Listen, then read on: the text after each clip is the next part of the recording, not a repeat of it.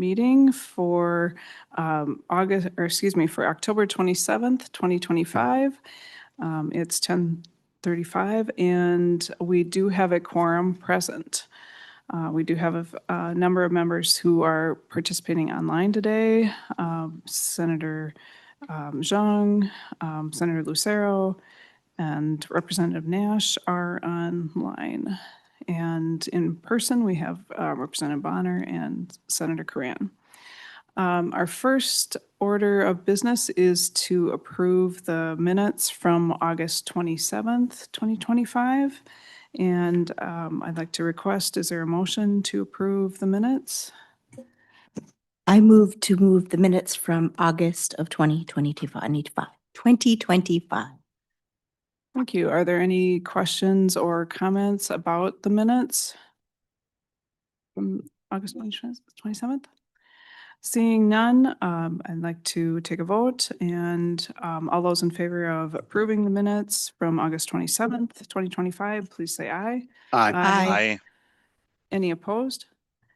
The motion does prevail and the minutes are approved. Next, we will go to our second topic today is to have a discussion about member priorities and thoughts about the 2026 session that will be here soon. And it's not meant to be, excuse me, any formal process to this, but just a chance for members to discuss bills that they are planning on working on, maybe things that are introduced that you want to continue discussions on, or anything that you'd like to bring up. I believe that, you know, the next presentation by Minute will also provide some insights into things that we might want to work on next session, as well as if my plan at this point is to try and set up another meeting for the commission either in December or January so that we can more, discuss bills maybe more specifically and also take into consideration things we learned today and from that meeting as well to kind of make sure we have ideas going into the session. So is there anyone who would like to start off the discussion?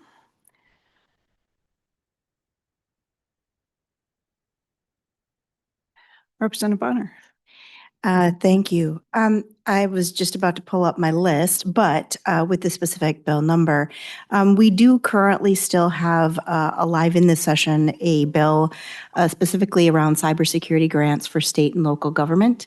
I'd like to call that to your attention as one of a top priority for us.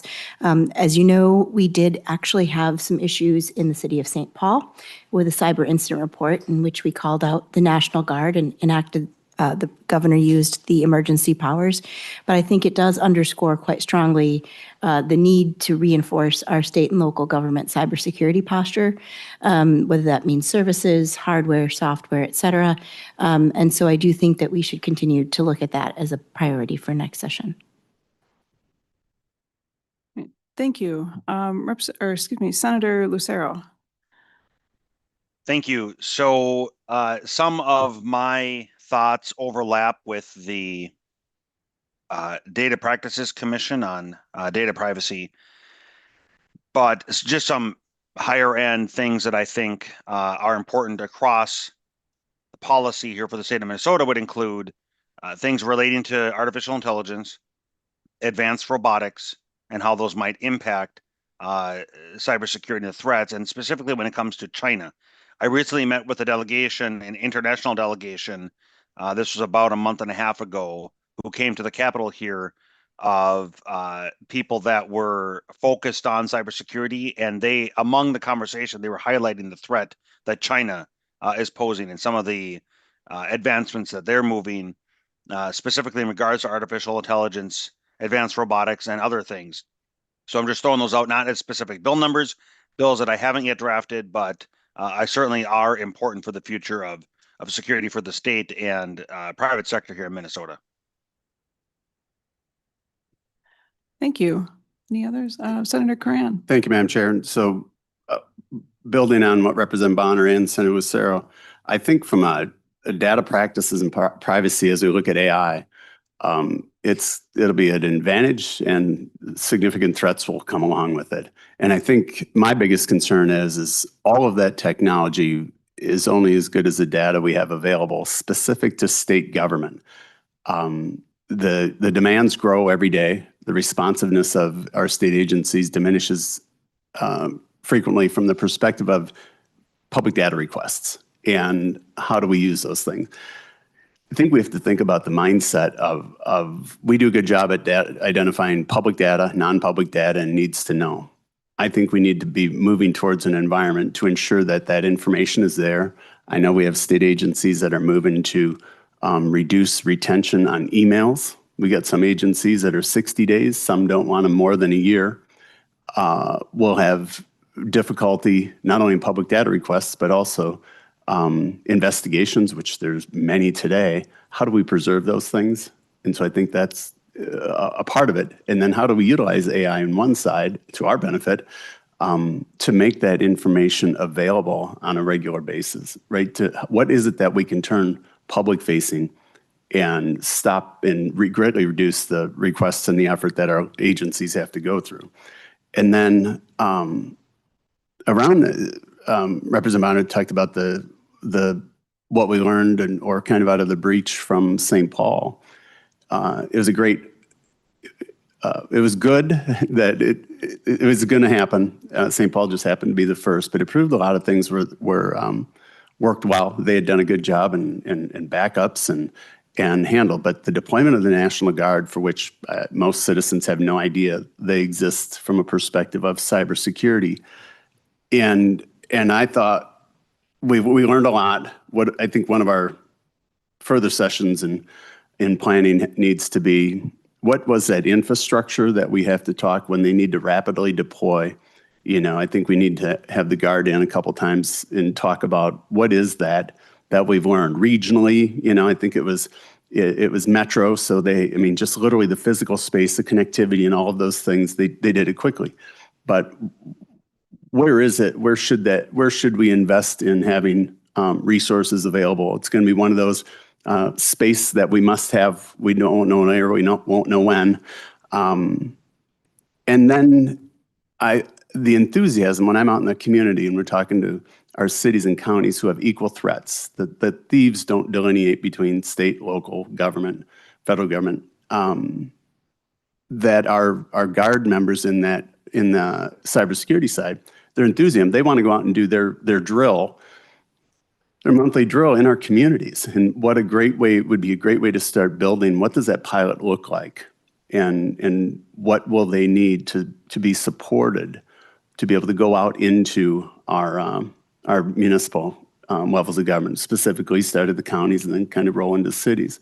So to me, I think there's a lot of work just in that statement, but I think we have a really good foundation. Matter of fact, we exist, and we've had a full deployment and exercise of a serious breach that we should pull those things out and look at where are those investments that we need to make now, because it will happen. And the sooner we get there, the better off we'll be able to respond. So that's all I have. Thank you.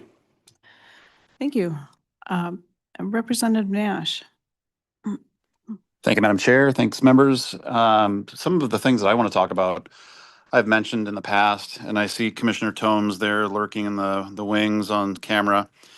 I had suggested, and I believe the governor picked up on my suggestion to utilize AI for Minnesota's own cybersecurity stance to begin utilizing it to look for trends and things that are likely to pop up that humans aren't going to immediately look at. I'd like to get an update from him on that, just to see where that is, or if we're not doing anything with it just yet.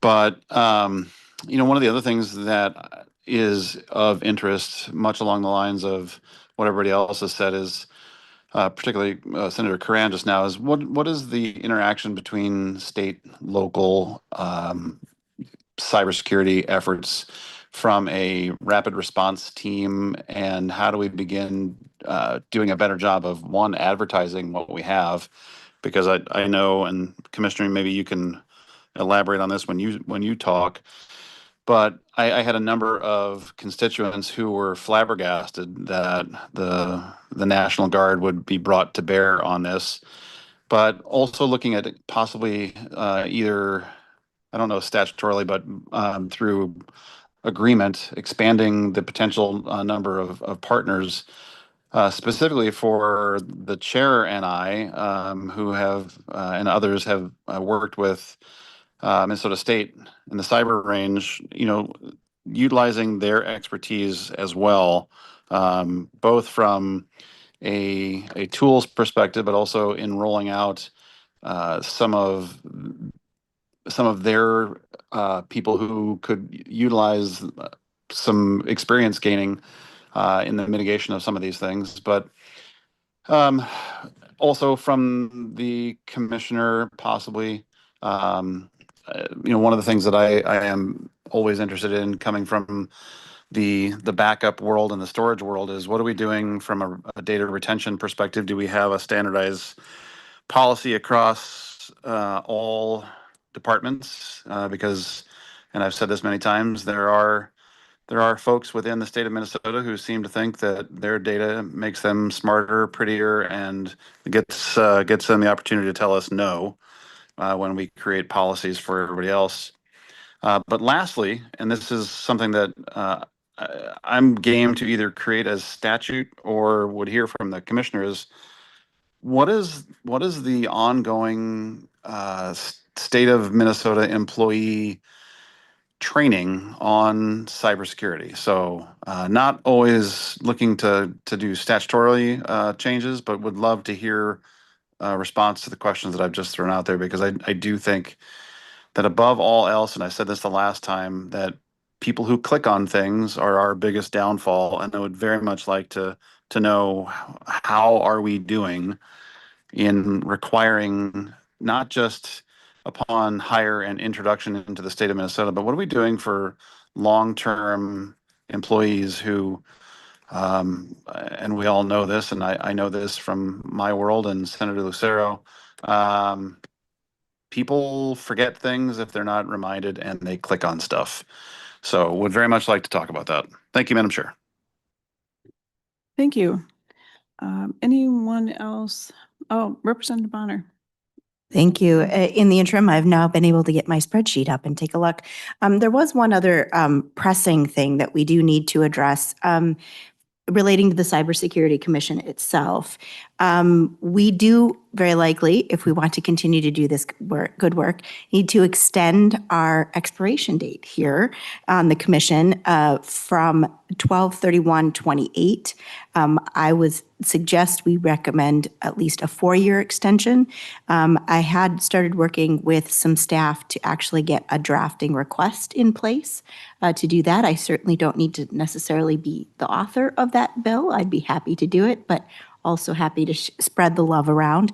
But I do think that that one is of some urgency, that we get that one done and in place as well. Those were the ones relating to cybersecurity. I know after our last meeting around some of the incidents in St. Paul, we had also sent out a request to them to let us know if there were any additional needs or considerations for funding or other support that might need to come forward. Though we have not received anything as of yet in that regard, but I do think that there may be priority items coming from that vein that we may want to consider taking up next session. And I do think we may also want to consider that there may be some overlap with our cybersecurity commission here with some issues, as Senator Lucero mentioned, that sort of overlap with some of those issues around data privacy and AI.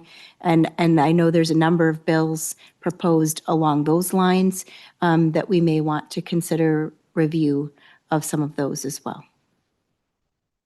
Okay, thank you. Are there any other people online that wanted to? Oh, Senator Lucero. Thank you. So just a question for Representative Bonner. I'm not necessarily, I don't want to take the chief authorship of the bill. You can certainly take that, but in regards to the date, why do we need to extend it to only 2028? Does there have to be the definitive expiration date, or can it just be indefinite? Because I don't see this topic, and maybe this is not necessarily directed at Representative Bonner, but anybody who might know, this topic isn't going to go away. So do we need to continue to have that expiration date, or can we have it open-ended? Well, the current statute does have an expiration date of 2028. And so I think that's where, it says expiration, the commission expires December 31st, 2028. And so we need to take some action if we want to extend it. I think, I'm trying to think back on when we actually put this law in place, why we had an expiration date. Maybe it was just to, I don't know, calm people's fears that we weren't putting in something in place that could go on indefinitely. But I definitely would be open to discussion about, what would make sense. Do we want to talk with council about, the pros and cons of putting a specific date or removing it? I don't, Representative Bonner, did you have a comment? So I think the original legislation, when we put it forward, this was actually my bill. There was some conversation about how we have lots of boards and commissions in the state of Minnesota, and some of them outlive their useful life. So I think the original intent of putting it out to 2028 was to sort of try it out, see how it works, and make sure that it was able to meet its intended purpose. The other thing important to note here is that we do not currently have a committee that can directly address issues around things like AI, cybersecurity, et cetera, head on. Those generally get wrapped up across multiple committees. So this was very specific to make sure we were addressing this really critical issue. I certainly am not opposed to removing the expiration date for this. But I do also know that there may be other conversations going on about creating a subcommittee specific to IT and some of these issues in the legislature. And I don't know how we feel about the overlap in that, but that was the original intent behind it. And so that may lead to some further conversation about whether we should go ahead and put it out into perpetuity or whether or not it may eventually merge into an actual committee within our committee structure. Because to the point made by Senator Lucero, I don't see this issue going away. In fact, I would suggest that these issues will very likely increase in prevalence and severity and certainly criticality to the state of Minnesota. And so it may actually warrant us going forward with a more formalized structure eventually as well. Thank you. I see Senator Lucero and Representative Nash. Thank you. Just a Senator quick Lucero. follow-up. Thank you, Madam Chair. Thank you, Representative Bonner. And so I'll, as a member also of the Data Practices Commission on Personal Data Privacy, I'll just briefly repeat the comments that I made in that commission, that to Representative Bonner's point, the topics of technology, data privacy, and cybersecurity are not going away.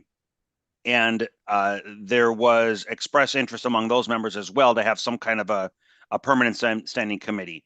And if we look at the history of these committees, we have formed committees in the legislature, both the House and the Senate, based on the high-level topics, whether it be transportation, human services, capital investment, Department of Commerce, or the Commerce Committee, I should say, and likewise, education, and so on and so forth. The topic of technology and security has risen up, in my opinion, and I think in the opinions of many, to be a peer topic to those other topical areas of committees. And therefore, I think the time has come to be a permanent standing committee among the peers, to have experts or those members that are able to speak intelligently on these issues and the impacts to policy as we consider bill proposals. So yes, just throwing that out there as well as we consider the extension of this commission and potentially a formal committee. Thank you. Representative Nash. Thank you, Madam Chair and members. So um, at later this afternoon, I'll be attending as an 11-year member the Capital Area Security Commission, which, if I remember correctly, there is an underlying statute that creates it that doesn't have an expiration date. And maybe if Michelle is there, I don't see her at the table. Yeah, she's not with us today, but Okay. we could. That might be something that we want to look at, which would create an enabling statute that would then make this a standing commission. I would also throw out there that we may, as a commission, send letters to the 4 leaders and caucuses in anticipation of who knows what happens in 26, starting in 27, that we encourage the creation of standing committees inside of the legislature.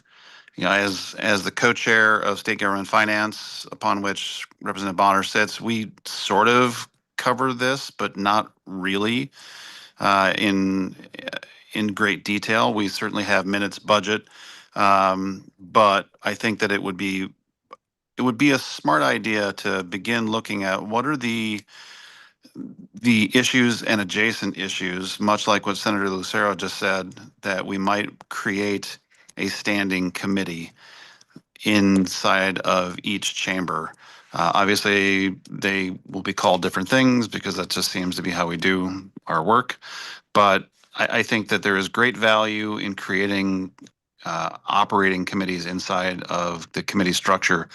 So perhaps a letter encouraging the different caucuses that might stay behind because leaders change, but certainly an opportunity to do that. And I think, and again, I'm going to pick on Commissioner Tomes here, that might actually be more beneficial for him and the Minute organization long term, because as Senator Lucero said, this issue is not going away. And we've all said this in one form or another. This is a war that never actually has an armistice. So this is going to go on forever, and the crooks get better at it each day. So if we were to say of I don't know, the Commerce Committee with that, it's never going to go away. Everybody would, of course, nod their head and say, yeah, we have to address issues around commerce. Well, this covers commerce and health and education and transportation and data and security and everything. So I think that it would be wise for us to maybe ask some staff and then send a draft letter to each of us that we can add our own thoughts, but to encourage the creation of committees next time committees are stood up. Thank you. I don't know, Senator Cran, did you have any comments on this? Or? No, Madam Chair, I think both Senator Lucero and Nash, and I think we have the structure in place today. I actually like the structure of the Cybersecurity Commission and the focus and the structure we put together. We have the Tactical Advisory Council, right? And those things, we've got the outside view. It also has a cybersecurity branch in it. I do think that in state gov, which has been standard, I just think it will occupy more space, and it's actually in the right spot because it's all focused on, right? We own the IT budget and the policy and all those things. I think the structure's there. I just think the focus will change, and likely the bill activity as it relates to cybersecurity, AI, all of those pieces are all going to be embedded in that broad state government budget discussion and policy discussion. Because then, if so, right, we go out to a data practices subcommittee and AI subcommittee. You know, I think we currently have it, but I think we should examine it, and I'm open to all of it. Let's look and see, make sure that if this structure or the Cybersecurity Commission needs to be extended, certainly I do think it is. No matter what we do in the future, just move the sunset date out. We can always end it, and so. but I think we should put it out just to make sure that we can have that focus. The non-public meetings and all those structures are going to be important. And is that important to a much larger group of people, or those that actually have the focus on it and the knowledge? So I think we have the bones. I think it's a good time to examine where should we be. It will grow as be a bigger part of our future, for which we have a structure to deal with all IT as it is today. Okay, thank you. Representative Bonner. One last comment, and I'll sort of let this go because I know this is a much more robust discussion. But it's worth mentioning here, there is a possibility of a third way. There is a lot of conversation about creating a subcommittee which would address these and bring in multiple disciplines, such as data practices and so forth. But there is also a unique quality to the commission that does not necessarily exist in our committee structure, in which our commission also has the powers to be able to create a closed door session and to do that in an off-session manner, which can meet very specific security needs around the sensitivity of this very specific topic. So it may be worth considering whether or not they should continue independently of one another and sort of fit together hand in glove. That may be a third possibility as well, just to throw out there for a later discussion. And certainly I have a feeling we have some robust conversation to be had on this very topic, but just thought I would throw out that potential third way as well. Okay, thank you.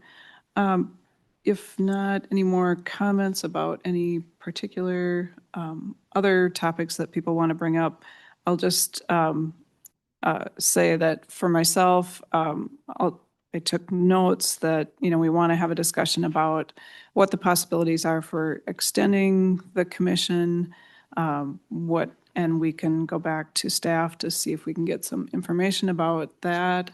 I do think, I agree that the commission as it exists, we worked hard to create a structure that had some capabilities that we don't have anywhere else in terms of calling closed sessions.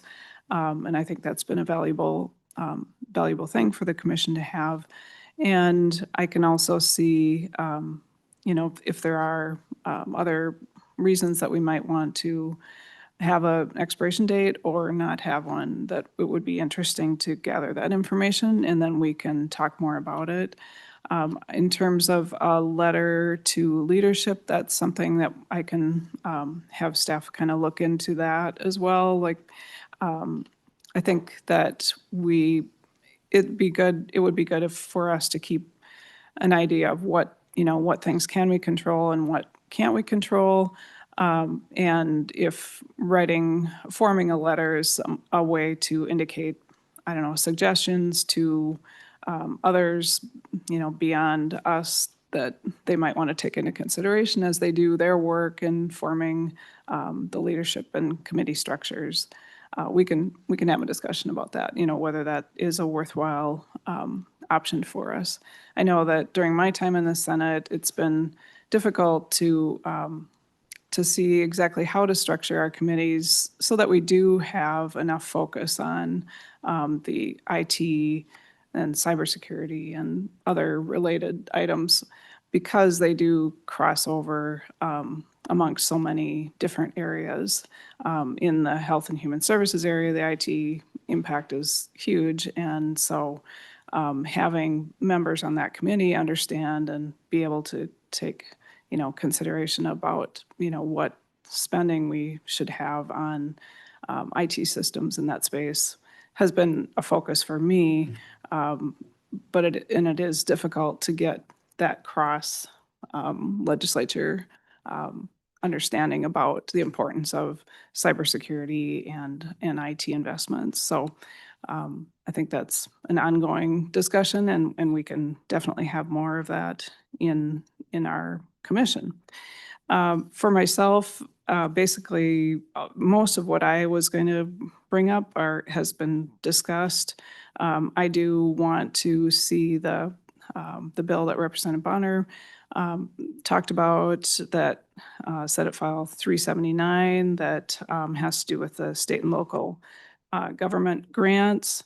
I would like to continue to have more discussion about that with Senator Zhang and his committee. We did have a hearing, so we know that that's been discussed at least in one occasion. And I'd like to continue that because I think it is really important that we have more discussion about how to strengthen resources for local governments. And we need to help them build the capacity to respond to the cybersecurity incidents that are going to have to happen. We know that. I think that more ideas will be coming from the TAC subcommittee on cybersecurity.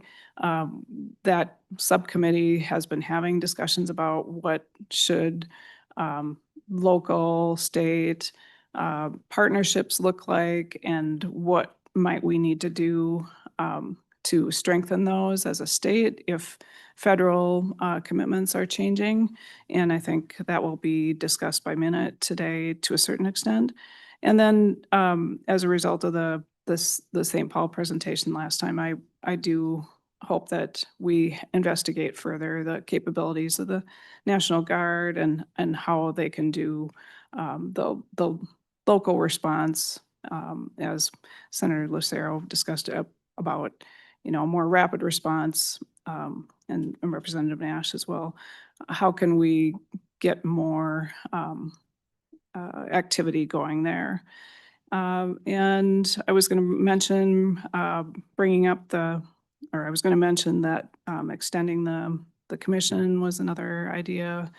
And then last, in terms of AI, I have a particular interest in the healthcare space and just thinking about whether there are better ways that we could be notifying the public and people about the use of AI in different situations. And so I'll be looking into whether there's some notification legislation that we could bring forward. And Representative Elkins has joined us. Did you want to make any comments about any 2026 ideas that you have? Apologize for being late this morning. I'm on 4 LCC committees and they're starting to overlap, and I had a presentation to do on another one before this.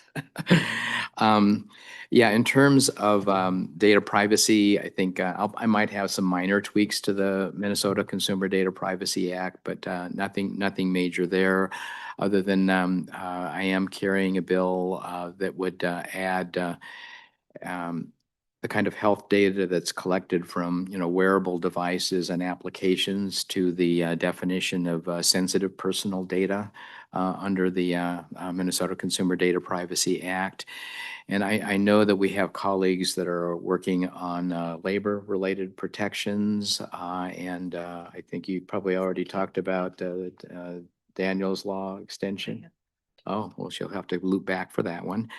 And then on AI, yeah, I mean, it's at this point still studying things. I don't have any specific legislation to bring forward at this point yet, but I do always like to remind people that there is a provision tucked away in the consumer data privacy law that with respect to automated decision-making does give consumers the right to see the data that's used to profile them, have corrections made if there are inaccuracies, and then have the model rerun, and to be able to get a plain English explanation of why they got the decision that they did. And an explanation of what they might do to improve their score next time. Basically, the same kind of rights that have always been available to us, or long been available to us under the Fair Credit Reporting Act, but extended to employment, insurance, education, other significant legal effects. Thank you. I don't know, Representative Bonner, did that bring up something else that you would want to cover? I had kept my remarks specifically very focused on just things that related very narrowly to cybersecurity and alluded very generally to this notion of items that might cross over different boundaries. I do know that, for example, we are looking at some bills. There are a number of members who are looking at things that may create, for example, a registry of data brokers, some further restrictions around data brokers and the use of their data as it pertains to the safety and security of citizens and specifically to legislators. There's also, I do have a drafting underway and some research going into expanding some of the protections that were given to our judicial branch and extending those to elected members of the legislature and the executive branch as well, in light of the use of data that was uncovered to target, to stalk, and to ultimately go forward with the assassination of Speaker Hortman and cause the injuries to Senator Hoffman. And of course, as most folks know, that individual also visited my home. So these are items that would sort of cross over some barriers a little bit, but really to address some of those safety and security concerns. And so those are also in the works. While they are not 100% squarely in the cybersecurity camp, they are also things that are being considered that might, if we were to come up with a standing committee, might fit into those as well. So that was it. Thank you. It sounds like we've got a lot of ideas pending, and I'm sure more will come up before we get to next session. And I appreciate the discussion today. If you think of some other ideas that you would like to make sure that are considered for discussion in our next meeting, please feel free to let me know, and I will include them on the agenda. Next, I'd like to move to our presentation by minute. And we have Commissioner Tomes here and our minute CISO, John Israel. Welcome to the commission today. Appreciate your attendance and appreciate your developing a presentation. And Commissioner Tomes, did you wish to begin? I will start. Thank you, Madam Chair. And Vice Chair Nash, thanks for having us. We really appreciate the opportunity to testify today to the Legislative Commission on Cybersecurity. For the record, my name is Tarek Tomes. I'm the Commissioner of Minnesota IT Services and the CIO for the state of Minnesota. I'm joined today by Minne's Chief Information Security Officer, CISO John Israel, who brings a unique perspective on this year's developments through his role on the MS-ISAC Executive Committee. This committee advises the Center for Internet Security with strategic guidance and recommendations on behalf of state, local, tribal, and territorial governments. Minute serves as a vital link connecting the state's counties, cities, and tribal governments. Together with our federal partners in Washington, we work to protect Minnesotans' data and strengthen our shared infrastructure against persistent, ever-evolving cybersecurity threats. Ransomware and related attacks remain one of the most persistent threats to public and private sector organizations across the globe. According to national cybersecurity researchers, ransomware events are up 37% from 2024. Data from public research indicates that the average cost of a data breach for a public sector entity exceeds $2.8 million per incident. Ransomware also disproportionately impacts smaller organizations, small and medium-sized businesses. Ransomware is present in 88% of data breaches in organizations with fewer than 1,000 employees, just indicative of the resourcing and the need to combat this for smaller organizations and the sophistication of capabilities and tools that are needed by smaller organizations. Next, we're going to share some data and some information that I think the Legislative Cyber Committee will find very valuable, that is based on our actual implementation of the whole estate cyber plan. In Minnesota, thanks to the Cybersecurity Incident Reporting Law, we have greater visibility into the types of incidents impacting public sector organizations here. John Israel will share additional information and details later, but we know that over the past 12 months, Minnesota's managed detection and response capabilities detected over 222 million events that triggered 650,000 automated investigations for the entities that are participating in our service. Of the millions of threats detected, over 107,000 had the potential to impact government services, and over 100 events could have resulted in a significant data impact. With the average cost of a breach exceeding $2.8 million, as mentioned earlier, those prevented incidents represented an estimated savings of nearly $300 million. These incidents were detected across 211 entities and roughly 120,000 endpoints protected by MDR capabilities, about 61,000 of which are outside Minnesota's executive branch in local forms of government in our cities and counties and townships and educational institutions. Minute continues to bring new organizations into the program of the approximately 3,300 that are eligible to participate. As we navigate the changing cybersecurity landscape, hearings like this are critically important to help determine our path forward as a state.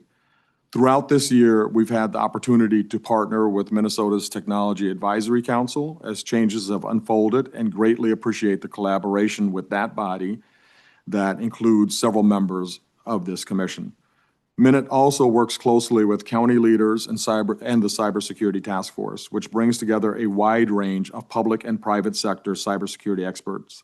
The insights and expertise shared through these partnerships help Minute better understand emerging needs and opportunities, and we're grateful for the continued collaboration of this important work.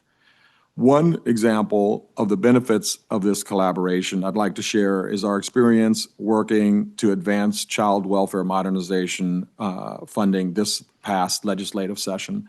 It was really a remarkable partnership between the executive branch, between our partners among counties and tribal leaders, and certainly amongst many members of the legislative body that really came across in a bipartisan manner that really put children first as it relates to opportunity to modernize this important space.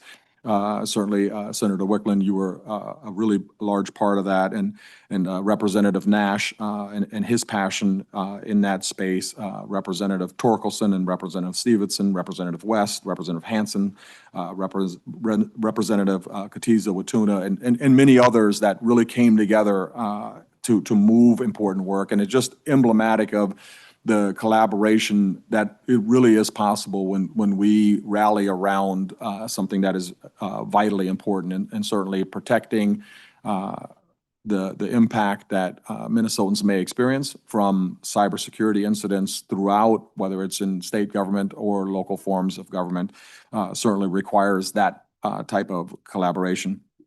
We look forward to continuing these types of partnerships as we determine next steps for state cybersecurity priorities.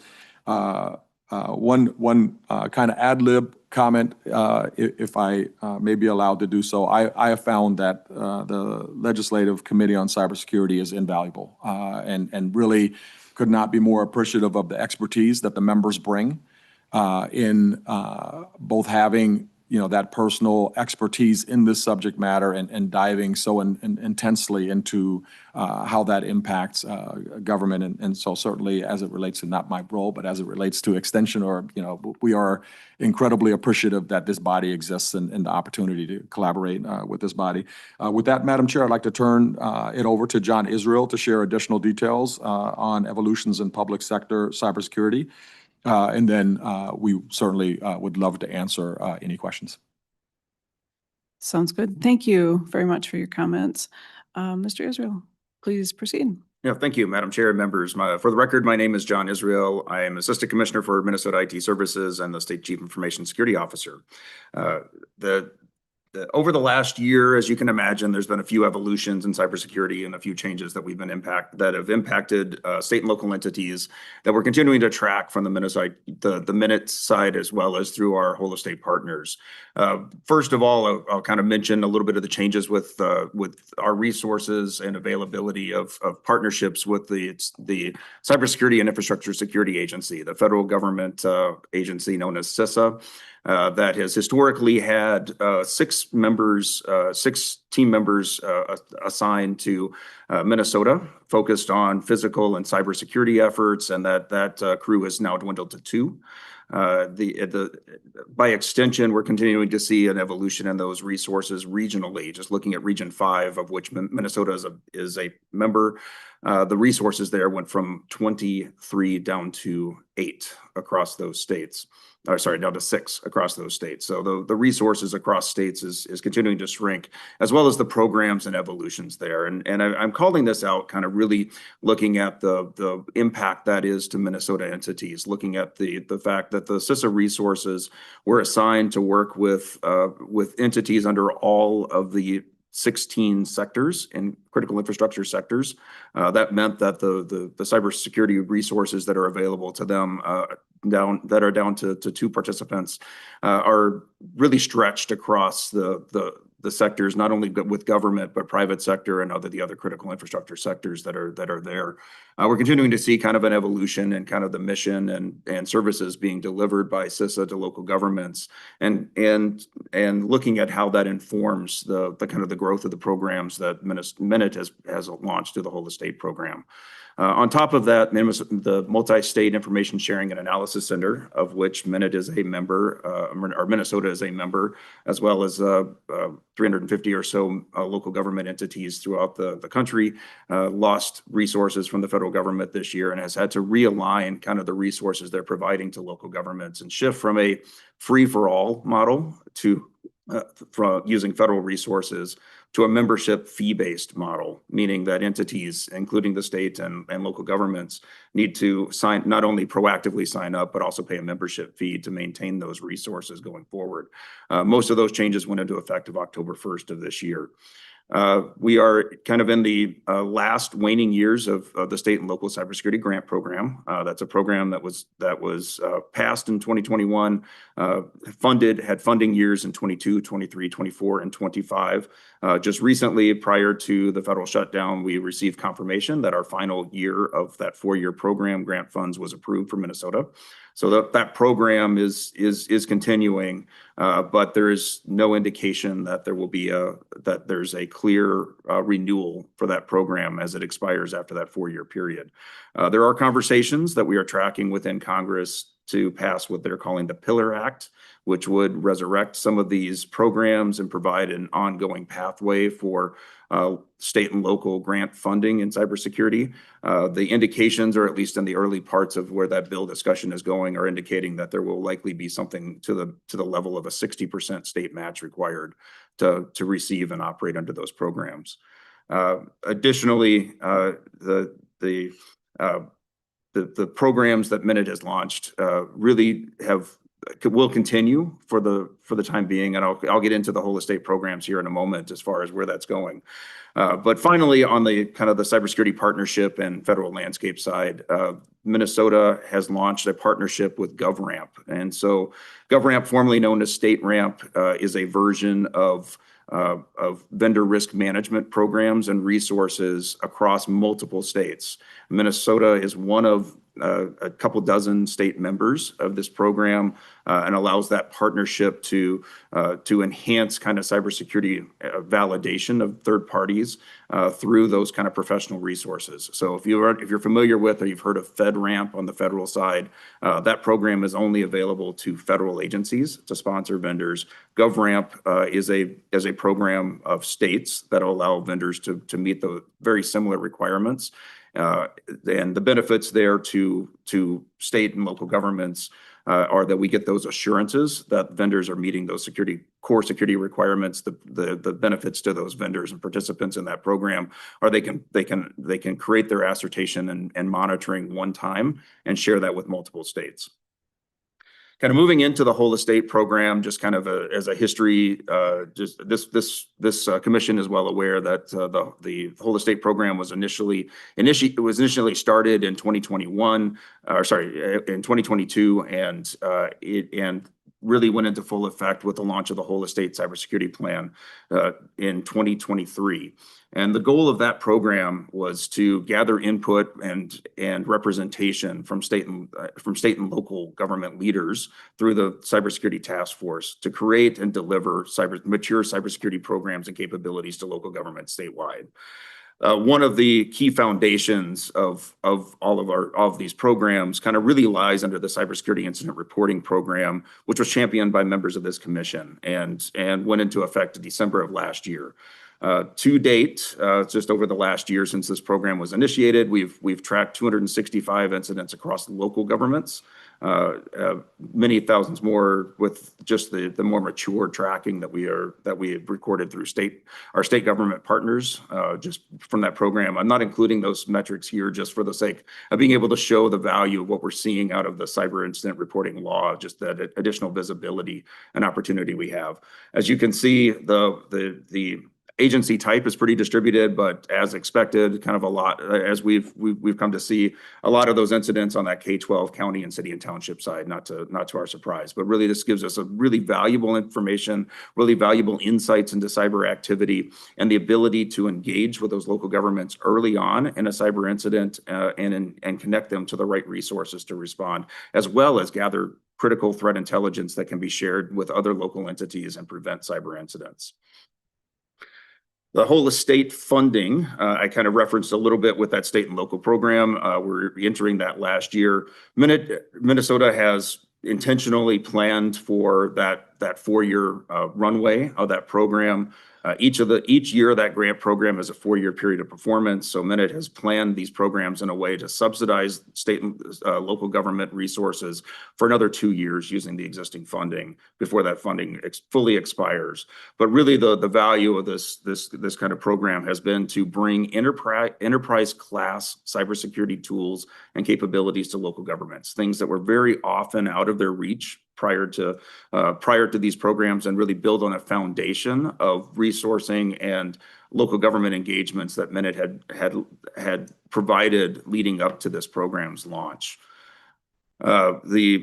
The oversight of this program is really provided by a combination of the Cybersecurity Task Force, which is a 15-member body, state, local, private sector resources, as well as the Technology Advisory Council. And we appreciate really the participation of those events and really the strong expertise they bring to mature these programs year after year. In addition to the programs for whole estate efforts, Minute has also been working to launch Login MN. So Login MN is our constituent identity and access platform for all state government. Really think about this as the federal government has login.gov that they've provided for many years. This is Minnesota's version. And kind of the vision of this is to provide a secure platform to securely identify Minnesotans accessing and connecting to state resources across every agency. Kind of really looking at this as an opportunity to improve that customer experience, that experience for residents trying to access state services, while at the same time increasing the security and reliability and availability, and then the efficiency, and then also the ability to manage and detect to manage accounts and provide that single sign-on access for residents accessing state services. The benefits of this program really fall under both sides. So for agencies, we're really giving those residents full control and choice over the transactions and the access that they have with state services, really securing that access to state government applications, services, and records by allowing us to verify identities and align one identity to one person. to make sure that we're meeting kind of policies and standards across the state and improve the reporting, the visibility, the monitoring, the management, access reviews, and other kind of security components that are key to an identity program. On the constituent side, really it's that simplicity of having one username and one password for all state services. And really that opportunity that we have to expand this to all state services and then potentially to be able to have that experience where whether you're reserving a campsite, you're ordering a tree from the nursery at the DNR, you're completing an application for a permit, you're applying for a benefit program, you're not having to remember dozens of usernames and passwords with different reset requirements. You're coming into that simplicity of one username, one password to access state services. Additionally, this solution includes adaptive AI capabilities to really monitor that telemetry, that access to prevent not only fraudulent access to the systems, but also identify and detect situations where accounts are taken over, which as I heard in the prior discussion, we're well aware with phishing and just kind of that risk to accounts across the board. So really looking at the use of technology to identify and prevent malicious activity on these systems. And then identity proofing or verification that really provides that reassurance against identity theft, impersonation, fraudulent access by verifying that those signing up for services are who they say they are. The way that this identity verification process works is it's in multiple phases. First of all, it's verifying that email addresses that are submitted are associated with the person that's actually making that application, verifying that access to that email address. Really, it does use email address as that login and provides additional kind of identity verification capabilities. So device fingerprinting, really looking at what that activity is, making sure that it's not a bot or a scammer or any known malicious activity, as well as verifying identities of folks depending on the level of access that they need into agency applications. And finally, mentioning kind of the GovRamp partnership. So I mentioned the difference between GovRamp and StateRamp, which was the StateRamp was the original name. GovRamp is what we have launched now. So effective October 1st of this year, Minnesota is requiring all new state contracts with cloud hosted vendors that are processing or handling, storing, collecting high categorized data to include the GovRamp requirements in those contracts.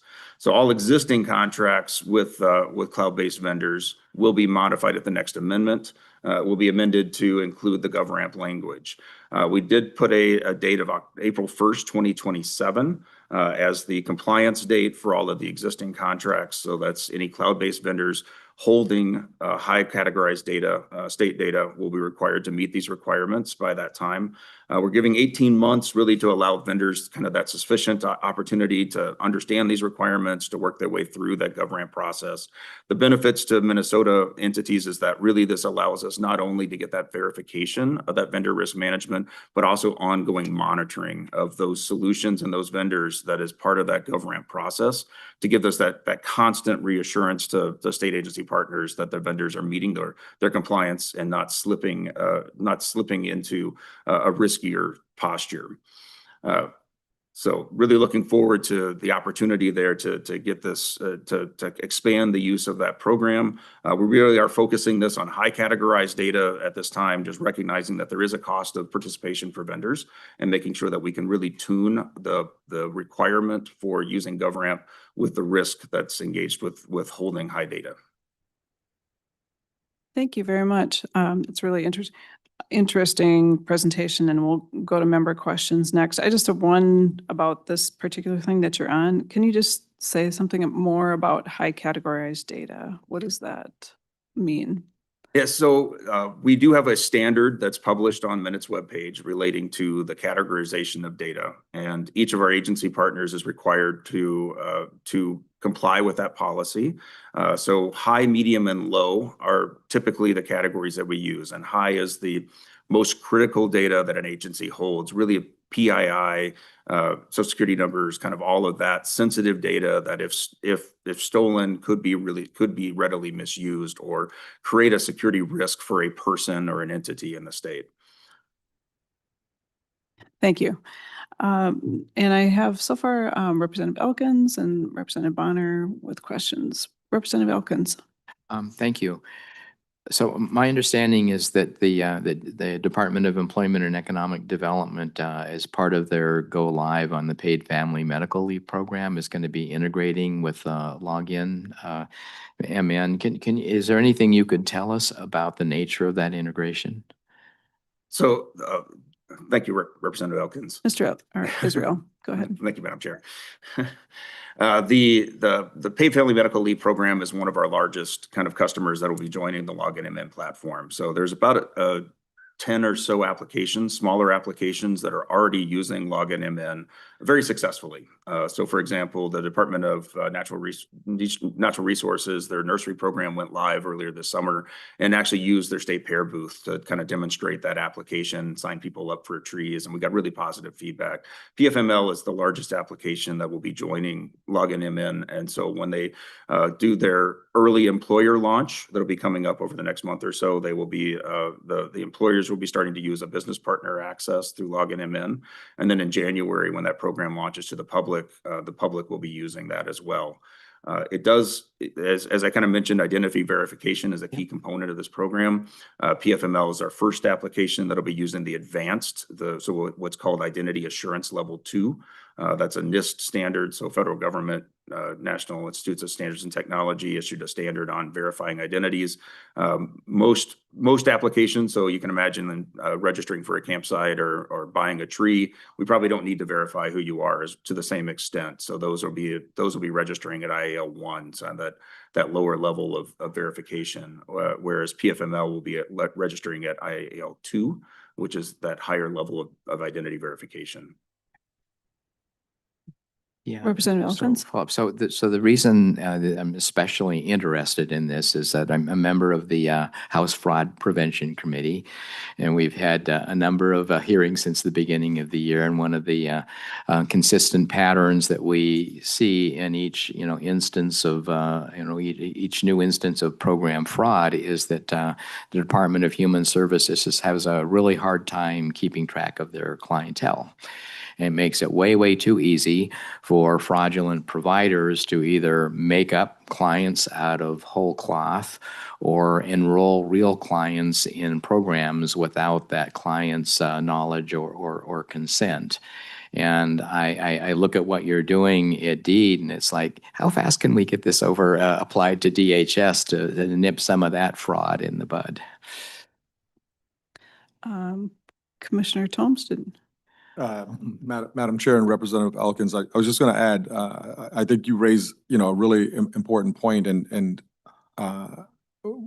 DHS and services at DHS are absolutely on the roadmap. There's a timeline for adoption. We have a policy that this is the identity source for all services within the executive branch.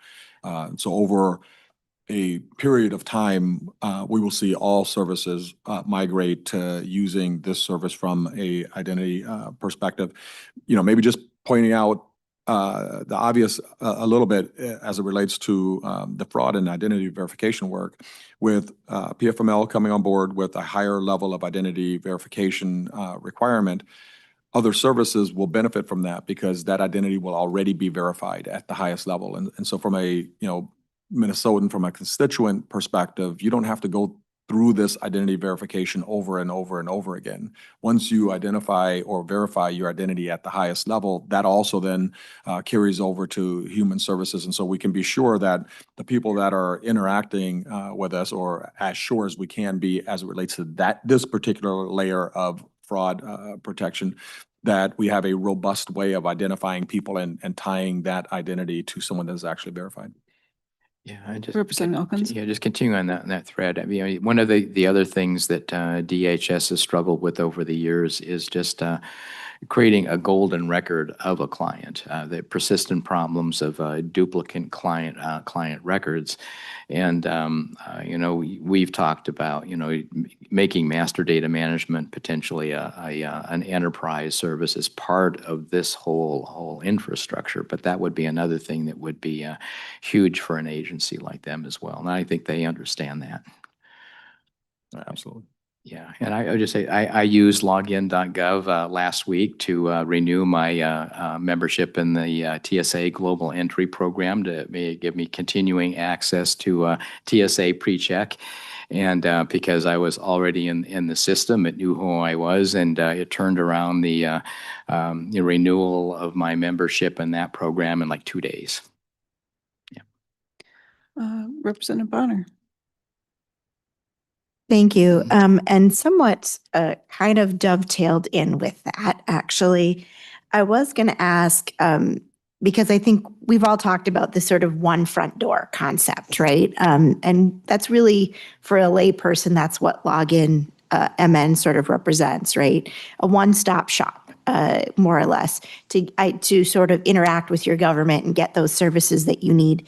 But which of course we highly support, and we're big fans. That said, I was curious if you could give us just a little bit more background, sort of high level, obviously, around sort of what programs have already joined Login MN, sort of what's in the pipeline now, and maybe if you have on the horizon some of those bigger items that might be coming, like a DHS. I know that, just to be clear for the public, we also accept and acknowledge that the best way to start these programs is we usually start with a couple volunteers, if you will. We kick the tires, we test them, we continue to iterate and refine them so that they're the best possible product. And then as we evolve and we get better and we learn all those lessons, then we start tackling bigger and bigger projects and making sure that they really work the way they're intended to as we go along. So it's good to see that we've got some really good successes already in terms of, say, the DNR, TSA, and of course, paid family leave on the horizon. But could you speak a little bit more high level to just who's already in, who's on the way, and what's in the future? That would be really helpful. Mr. Israel? Thank you, Representative Bonner. So the initial applications that have moved in are fairly small applications from across DHS, MMB, DEED, and a couple of other applications so far. Our pipeline is quite large, however.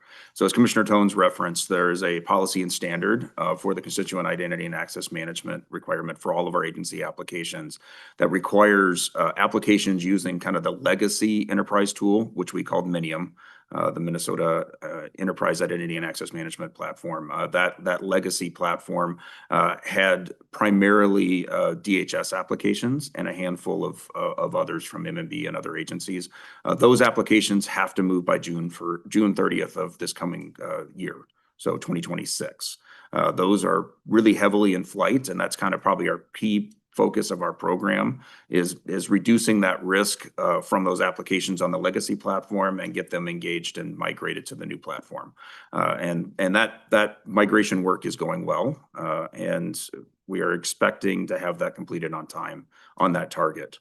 We also have a pipeline of probably about 40 other applications that are in various stages of onboarding. Many of them are just in the initial discussion and planning phase, but about another couple dozen that are actively working to do migrations. And I don't have that full list in my head. Glad to kind of share some updates if there's value outside of this. But just reassure that we've got a lot of applications that are in the pipeline that are working their way through joining the system, and would anticipate that vast majority of those really critical public-facing systems will be joining in compliance with the standard by July 1st of 2027. Representative Bonner? Thank you for that. I just wanted to say I would love for us to continue to stay in contact about that. As you know, one of my favorite things that we talk about is that we, as government, we do a terrible job of celebrating our successes. We really don't do a very good job of that at all. And it is nice to be able to talk about, as we're rolling this out, as we're being able to add real value to people's lives as they interact with their government.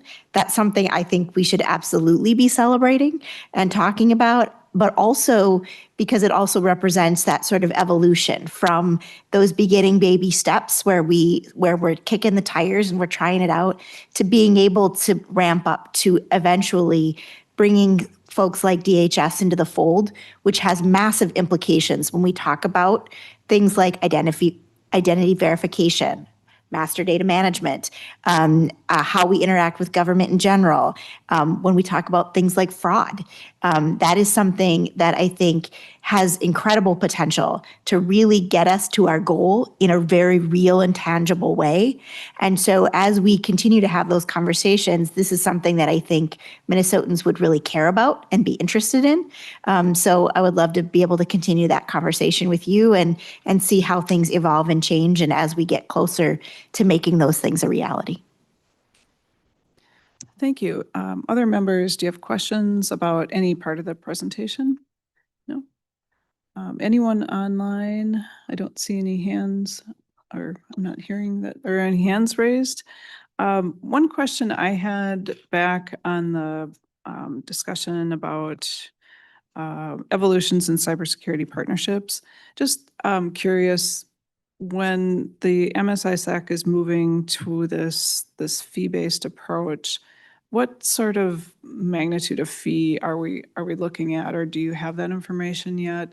I'm just wondering what kind of barrier that's going to be for entities to participate, and then how I know that is one topic that you've been talking about with the cybersecurity subcommittee, how we might strategize about Minnesota participating and helping local governments.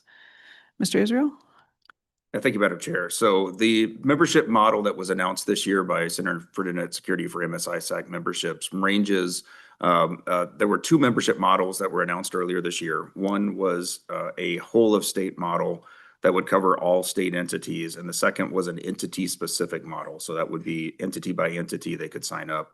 I'll focus first on the entity model, just because that's what local governments, that's the direct impact to their budgets right now. That is the entity model is based on it's a bunch of bands of cost based on their annual budget, non-capital budget, and so that runs anywhere from $995 per entity to nearly $17,000 per entity in a year, just based on their size and their annual budgets. The whole of state model, by comparison, that would cover all entities. That those numbers I just gave you are low, because that was pre the decision in September to cancel all federal funding for the MSISAC. So that was what they were paying if they signed up by October 1st. At this point, I believe that number is nearly 70% more. Just that increase of that funding. The second model that was announced earlier this year was a whole of state model that would have allowed us, that was intended for states to buy in on behalf of every entity within their state. And Minnesota's cost for that, with the cuts in federal funding, is $795,000 per year to cover all of those entities. And Minnesota had, MSISAC reported that Minnesota had about 350 members when it was free across state and local entities, unique members across all of those local entities. So our state share would be $795,000. They have since announced a state-only model that would cover all branches of state government and all entities that fall under state government branches, except for higher ed. So basically anything that reports up or is appointed by the governor, by the legislature, or by the Supreme Court would be covered under that state-only model. That membership is $190,000 in a year. Minnesota is looking at ways to kind of pursue that. Okay, thank you. Yeah, it sounds like that'll be a good thing to keep discussing then with the different models available. That would cause some consideration for, how to best make use of the resources that would have to be put towards it. And then I know there's been discussion with other states have set up joint models that maybe you're discussing as well. Representative Elkins. Thank you, Madam Chair. I am just looking at the incident reporting. 75% of the incidences were local government, K-12, county, city, township. And if you throw higher ed in as well, it's like 80% of the total incidents we've had this year. Yeah. Senator Lucero. Thank you, Madam Chair. And this would be to the testifiers. So, and I apologize if this was already covered. I was multitasking as part of this. And I'm looking at the slide, I think it's slide 10 of the presentation, in regards to the IAM migration here to the new tool. And one of the slides says, one set of credentials, one username, one password for all enrolled services. So are there any agencies that are excluded from that? So I'm trying to think, there are interactions with the IRS, not IRS, Department of Revenue, for example, and would that same credential set then be used for every department, or are there any departments or any agencies that are excluded from this single credential set? Mr. Israel? Thank you, Senator Lucero. I think the key answer to that question is that we are continuing to work with each of the applications to enroll them in the time frame. I don't have a clear understanding if there will be applications that may fall outside of that. That's a relationship we're continuing to work with those business partners to understand if there's any unique requirements that would preclude participation. Our vision of this would be for every public-facing system that residents of Minnesota use to interact with state government. And there's a potential of other uses for this as well. There may be some nuances that we're not aware of at this time, but as we're exploring those applications, we'll be glad to report back as we run into those. Senator Lucero? Thank you, further? Madam Chair. And so then a quick follow-up on that. And I presume the answer is yes, there will be segregation to the next question I have, but this is specific to the identity and authentication piece, whereas the underlying data, the underlying servers in each of those departments that post-authentication is giving authorized access to is not being shared. There's no additional, and I see the nodding of the head there, so that answers that. So, Madam Chair, the next question would be, what if there are users that need to interact with state services that don't have digital technology to have an email address or et cetera, et cetera? So users that it's paper and pencil or telephone, something like that. Mr. Israel? Yes, Madam Chair, and members, we anticipate there are those challenges, and we are continuing to work with our county partners and others. This is a common kind of relationship we have with county governments, and there's solutions that have been created at the county level when they're creating the interaction with those residents that need access to services and don't have access to technology. We've historically worked with those county partners to kind of create and help support those members. We're anticipating that work to continue along the same line. Anything else, Senator Lucero? One more thing. Thank you, Madam Chair. So then what if it's something that's strictly at the state level, not necessarily a county provided service? So I'm trying to, there's going to be agencies where there's interaction where what if it's a person does have the technology and has the capability, but chooses not to have such a digital identity created at the state level with a pure interaction with, let's say, Department of Commerce for some license renewal or the Department of Revenue, as I mentioned before.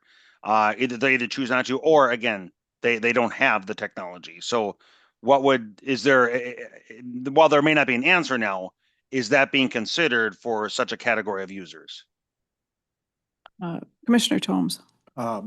Madam Chair and Representative Lucero, certainly the design and build out of how we engage with residents and citizens is something that our business partners, they manage that relationship and engage closely with stakeholders to understand the variety of access and patterns and locations and localities that services have to be rendered with. The Login MN service really covers the digital side of those service offerings. And so if you do decide to interact with government services in a digital way and sign up from a digital perspective, but that doesn't mean that, DVS offices don't exist for people to walk in and conclude transactions, or that you can't walk into, a place, a deputy registrar location, and get a hunting and fishing license, or many other services that are rendered locally. Certainly, I think the increased opportunity to serve Minnesotans in a digital way on their time when it's convenient for Minnesotans to interact with government will allow, I think, government to spend more time with those people that need to come in and need that personal touch. And so I think it really creates, a couple of avenues and opportunities. It creates this verified identity, digital transaction capability, and ideally and hopefully it makes lines shorter in places where in-person contact is still wanted, so that the service areas that provide that can spend more time with people.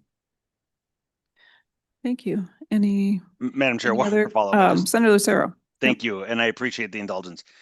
So then, is it a matter of policy right now, or is it a matter of statute that there is that alternative avenue available to residents and citizens when interacting with state government? Commissioner Thomas? Madam Chair, Representative Lucero, I don't believe it's a matter of statute. I could be wrong on that. I'm not aware, of a statute in that regard, and it certainly isn't a minute policy as it relates to the variety of ways that we interact. The policy aspect of login MN really covers that if you have a citizen-facing or resident or visitor or business-facing service that requires authentication and or identity verification, that login MN is the way that will be done, as opposed to the wide variety of ways that constituents currently interact with services. Thank you, Madam Chair. Thank you. Yeah. Any other questions? Okay, I don't see any other questions. I really appreciate your time. Commissioner Thomas, did you have another, something else that you wanted to say? I think we covered it. Thank you. Okay, great. Really appreciate your time, all of you today, and in putting this presentation together. If people have additional questions, I'm sure that we'd be able to answer some of those after the meeting. And so we will go from there in terms of what topics or what other items we might want to explore in terms of future legislation. There's some really interesting things that I think we could pull out to bring forward next year. So thank you. Thank you. And let's see, our last item, we've got future meeting topics and schedule. I think I mentioned earlier that I'm hoping that we can meet, excuse me, one more time before session next year. And we can have a poll like we did for this meeting to see if we can find an agreeable time. It would be, we could possibly try for 2 meetings, but I just think it's difficult with everybody's schedule between now and session to find 2 different times. So I'm hoping that one time would work. And then in terms of topics, please feel free to let me know if you have specific topics. I've made note of a few things that members have commented on. Discussion about Senator Cran, you mentioned that, learning more about what infrastructure might be needed to address local governments, similar to what St. Paul had to do, and whether National Guard and other local government partnerships might be possible. I'm hoping that our next meeting that we will be able to have a presentation by the National Guard cyber units, and we will continue to work on having that and try to gather input from members about what we'd like them to talk about. There were a couple other things I think that members mentioned about wishing we had more information about, and I will make a list of those and send to staff if we can get some answers to some of the questions. Representative Nash, you had asked about employee training, for example, and I'll see if we can get some feedback on that. Anything else, any other topics that people would like to raise for today? And I don't see any online requests. And so I would say that there being no further business today, this commission is adjourned. Thank you.